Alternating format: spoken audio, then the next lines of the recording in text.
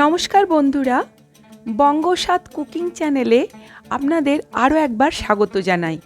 আজ আমি শেয়ার করব শোল মাছ দিয়ে একটা দুর্দান্ত রেসিপি।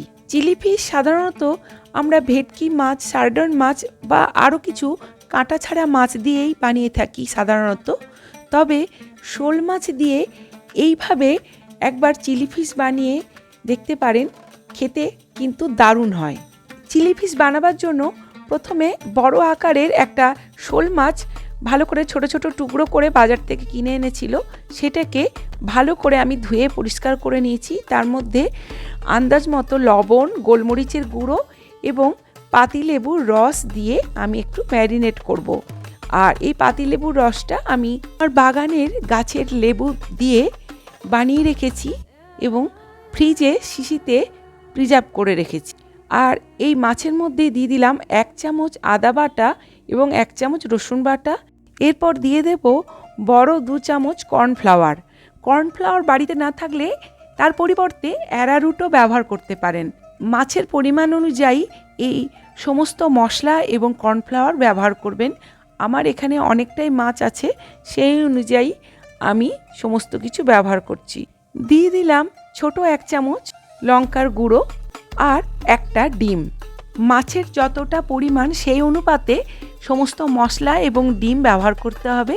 আমি এখানে একটা ডিম ব্যবহার করলাম এবং সবশেষে বড় চামচে 2 চামচ রুল ময়দা বা সাদা ময়দা আমি এর মধ্যে মেখে নেব। এবার সমস্ত উপকরণ একসাথে হাতের সাহায্যে ভালো করে মেখে আধ ঘন্টার জন্য ম্যারিনেট করে নেব। আধ ঘন্টা পর আমি গ্যাস ওভেনে একটা ফ্রাইং প্যান বসিয়ে দিয়েছি। তার মধ্যে দিয়ে দিয়েছি সাদা তেল বা রিফাইন্ড অয়েল। আর তেলটা গরম হয়ে গেলে আমি এই ম্যারিনেট করে রাখা মাছের পিসগুলো এক এক করে দিয়ে ভেজে নেব।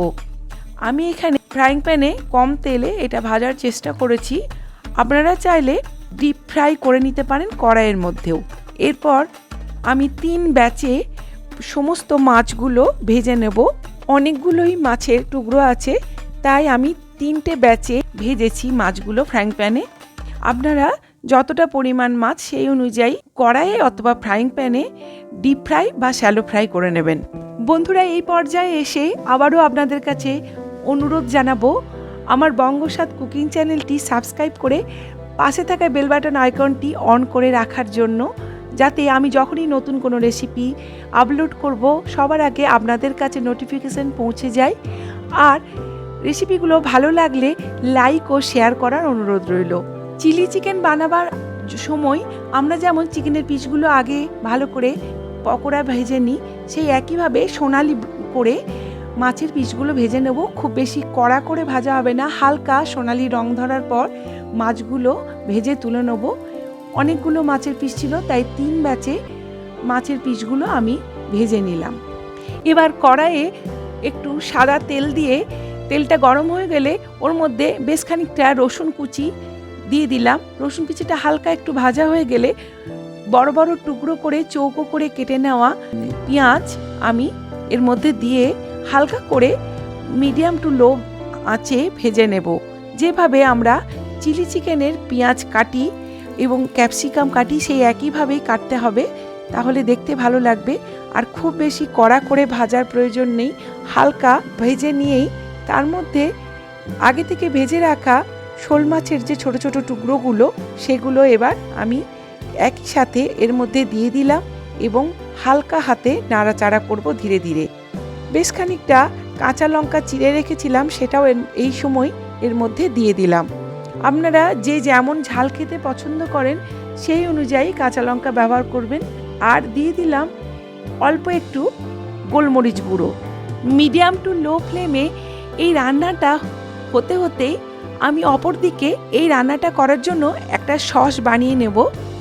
3 রকম সস মিশিয়ে বাটির মধ্যে আমি দিয়ে দিলাম আমার হোমমেড 2 চামচ টমেটো সস, 2 চামচ সয়া সস এবং 1 ভর্তি চামচ চিলি সস। আপনারা যদি ঝাল আরও বেশি খেতে পছন্দ করেন তবে চিলি সসটা আরও একটু বেশি দিতে পারেন, ইচ্ছা হলে সয়া সসটাও আরও একটু বেশি দিতে পারেন। এবার এই সসের মিশ্রণটা আমি এই চিলি ফিশের মধ্যে মিশিয়ে দেব।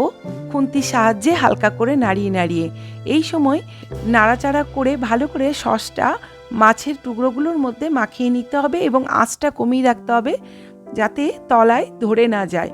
মাছের পরিমাণ অনুযায়ী এই সসের পরিমাণটা ঠিক করে দিতে হবে।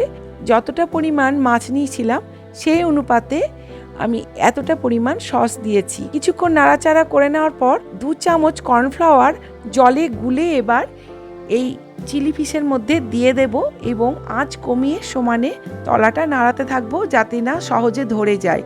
এতে করে এই চিলি ফিশের মধ্যে একটা গ্রেভির ভাব তৈরি হবে যেটা খেতে ভালো লাগবে। এই সময় সামান্য অল্প পরিমাণ চিনি আমি ব্যবহার করলাম। আপনারা চাইলেই চিনি নাও দিতে পারেন কারণ সয়া সসেও মিষ্টি থাকে, তবে আমি স্বাদটাকে ব্যালেন্স করার জন্য একটুখানি চিনি ব্যবহার করলাম, খুবই সামান্য পরিমাণ, এবং আরও 1 চামচ সয়া সস আমার মনে হলো এই পরিমাণ চিলি ফিশের জন্য প্রয়োজন, তাই সেটা আমি যোগ করলাম। যে 3 রকম সস আমি রান্নাটায় ব্যবহার করেছি তার প্রত্যেকটাতেই লবণ থাকে, তাই আলাদা করে আর আমি লবণ দিইনি। চিলি ফিশের টুকরোগুলোও আগে আমি লবণ দিয়ে ভেজে রেখেছি, তাই একটু টেস্ট করে দেখে নিয়েছি যে আর আলাদা করে লবণ দেওয়ার প্রয়োজন হয়নি। আপনারা টেস্ট করে একটু দেখে নেবেন, লবণ প্রয়োজন হলে একটু অ্যাড করবেন।